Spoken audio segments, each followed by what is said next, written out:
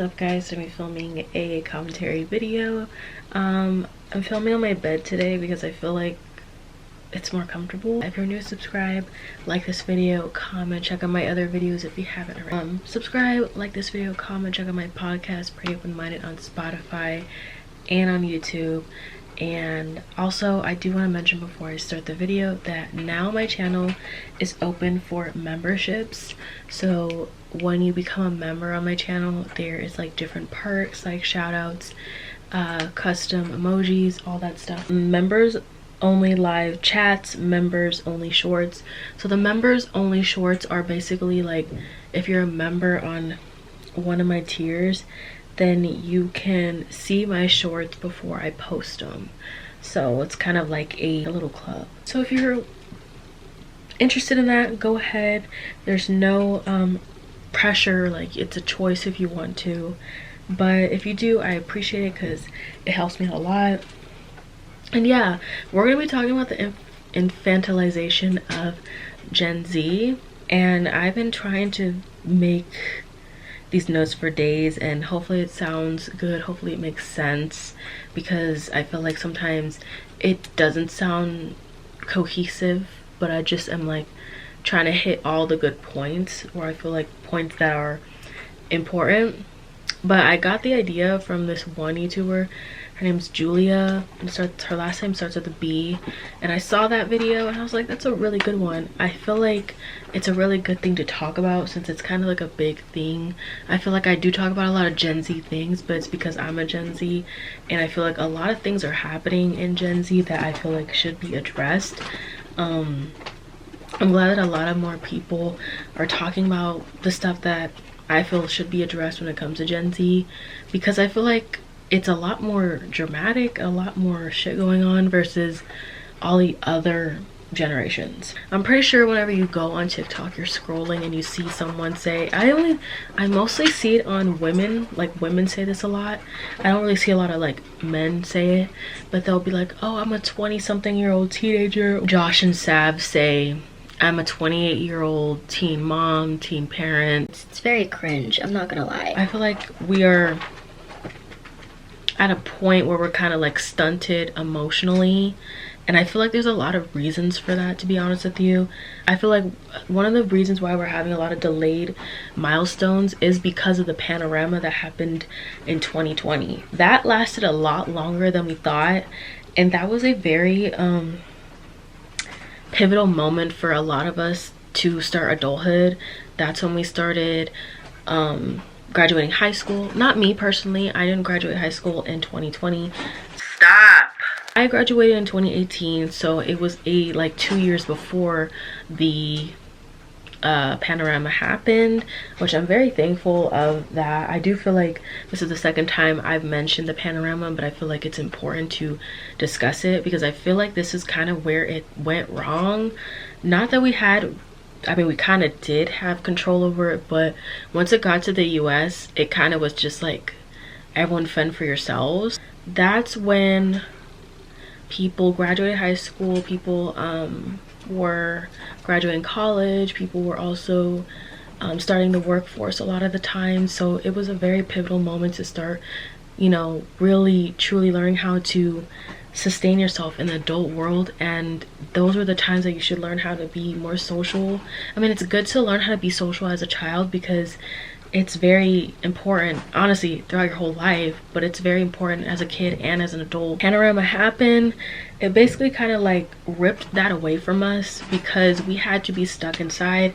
I mean, you guys were there, you know what happened. I don't have to like explain it, but it was a very long 2 to 3, 4 years of that. Like a lot of people are still being heavily affected by that, and I do still see posts of people like posting like, I wish I still had my prom, I wish I had all these things. It became like kind of like a sore spot for a lot of people.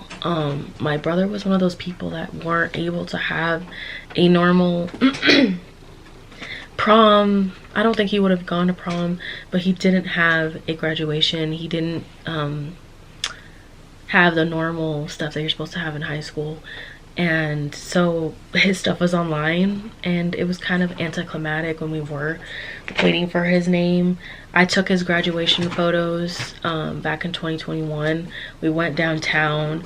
The vlog is still up, but I took his graduation photos because we couldn't go to like an actual person, and it was just free because I've had a long history with photography since high school, so it was kind of like in my nature to do it, and I had fun doing it, and I should have done it as a career. Like, some people liked it, but there's also like a huge portion of people that didn't like it.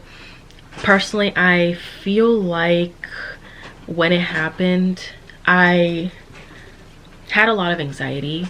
It was cool and all at first because I got to be really creative and I got to like try all these new foods, and that was when TikTok was really fun, because everyone was just really creative with food and there was a lot of dances to try, but I did have a lot of anxiety.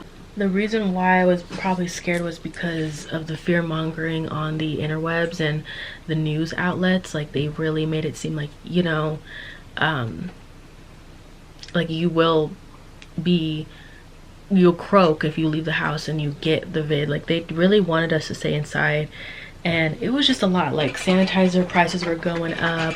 They were like, it was a lot. Another thing was the housing market. The housing market, a lot of people in my age range are staying with either their families or they are staying with their significant others. Some people are even resorting to which I wouldn't recommend, but a lot of people do this. They're staying with their exes, and they're having this little like plan where they split the bills, and it's just cheaper, it's more affordable that way for them.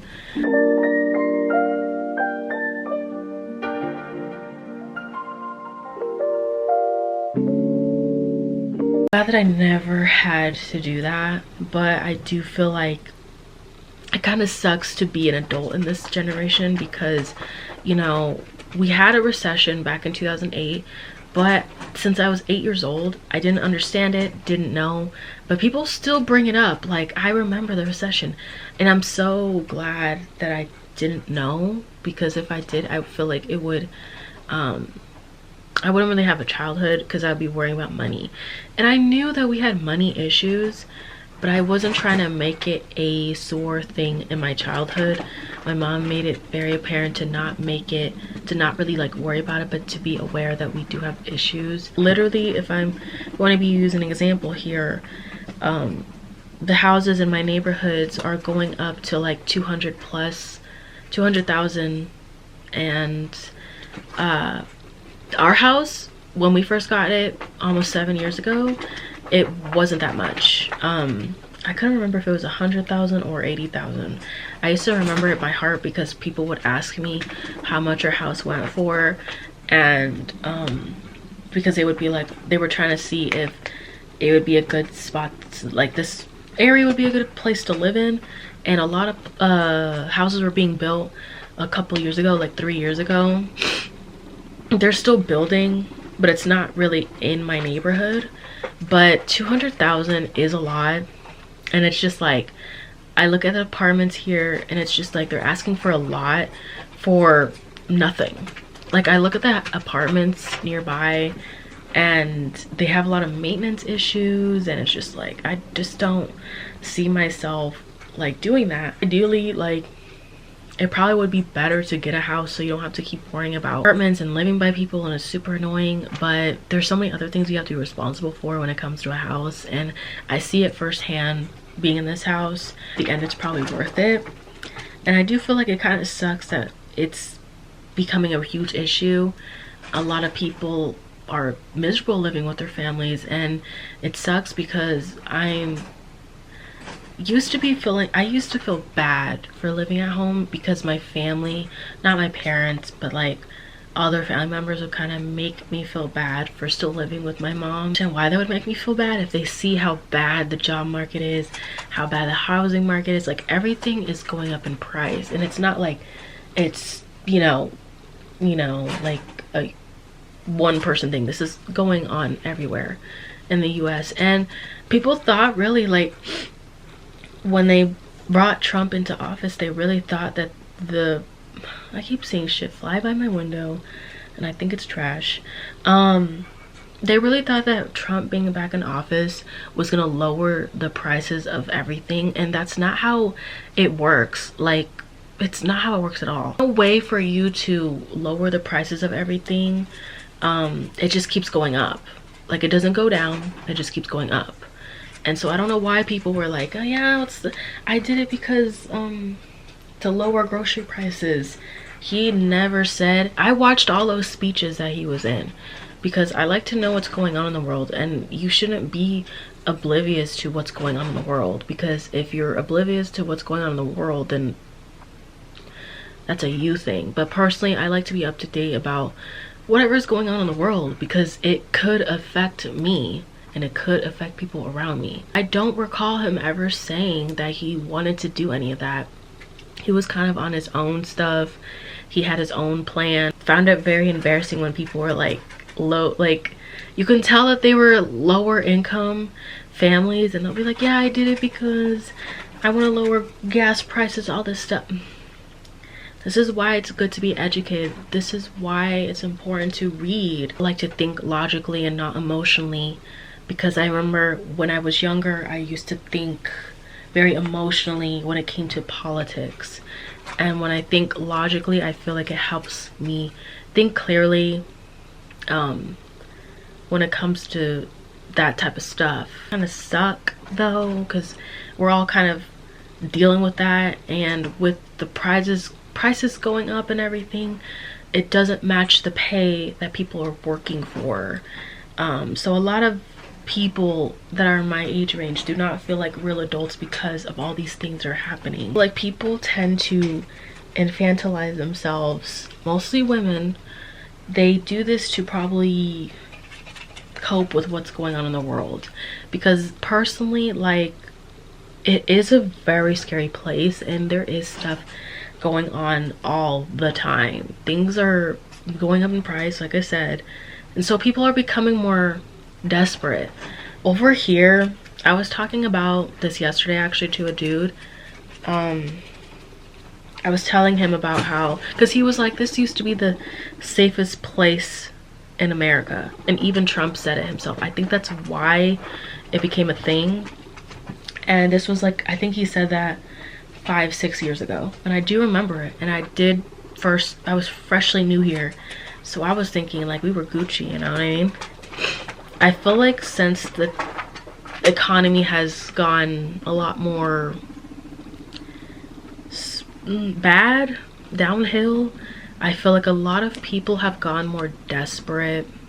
I mean, there's a lot of things that are going on here. I feel like people are becoming more desperate, so they're doing a lot of things that, I don't know, it's out of their element, but there's a lot of stealing going on. A lot of people are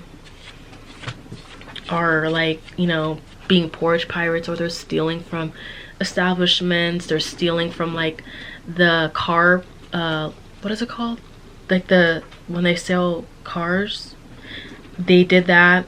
There's some people that did that. There's also some people, like there was a guy that tried to steal a Tesla model like maybe a week ago. Like, there's always something going on. Obviously he got in trouble for it, he did get caught for it, but I just am like, it used to be safe here, but like now it's kind of questionable. Where am I getting at this? My age range have like Peter Pan syndrome, and it's crazy because we used to make fun of millennials for doing it because they were the ones that did I can't adult today. Now we're doing it, and it's just like, why? It's just kind of weird. It's like a weird spot to be in as an adult, especially right now. Shittiest parts about being in your 20s. Making real friends becomes fucking impossible. Back in middle school, high school, I would have one conversation with a bitch, and if we made each other laugh, now we're gonna be friends for the next 3-4 years. Now I'm 20, I could literally hang with a bitch for months and we still just gonna fall out for no reason randomly. Like, oh, alright, no, fuck it, yeah. The people around you also get older. Your little cousins, your friends' siblings. What y'all doing in middle school and high school right now? Like, what are you fucking doing? You're confused as hell every day. You don't know what you want to do with your life. And if you do, you don't know how you're going to get there. You don't know when you're going to get there. It's just confusion.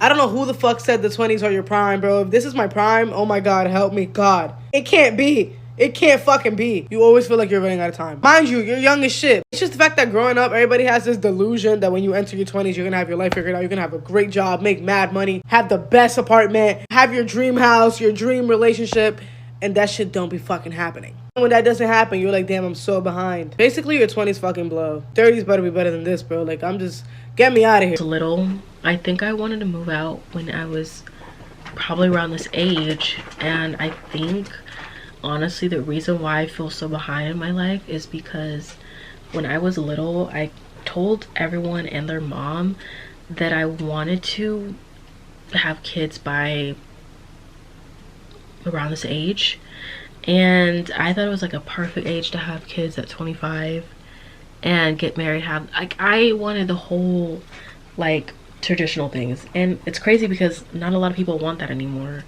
and it used to be like kind of shoved down our throats when we were little. And the thing is, like, when I was little, I wasn't really around a lot of married couples, and for me to be so obsessed with wanting to be married and having kids was at 9 years old was kind of crazy to me, because I'm just like, where did that even come from? I still go back and forth with the whole kid thing because I feel like I still have a lot of things to work on. Marriage thing, for me personally, I still want that, even though no one wants that anymore. Like, people are like, ew, you want to get married? Ew. That's always what I've wanted. I still want that, but then I sometimes am like, do I even really want it? Am I just trying to follow my inner childhood dreams, or like, what is it? And I think honestly what makes me want it is because I think I've probably known for a long time that I was like a lover girl, and that's why I was so like, I want this. But it's just really hard. It's really hard out there right now. Like, it's really hard to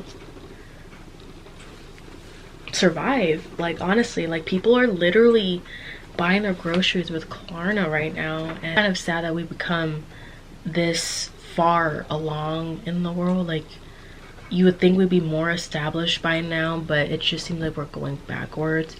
And I think like Klarna, like, it's a good thing and a bad thing. It's too accessible for a lot of things, but it feels like it's a never-ending thing. I feel like you're always going to be paying it back. And I've used Afterpay, all that stuff, like maybe like once or twice. We're talking about the job market and how bad it is right now.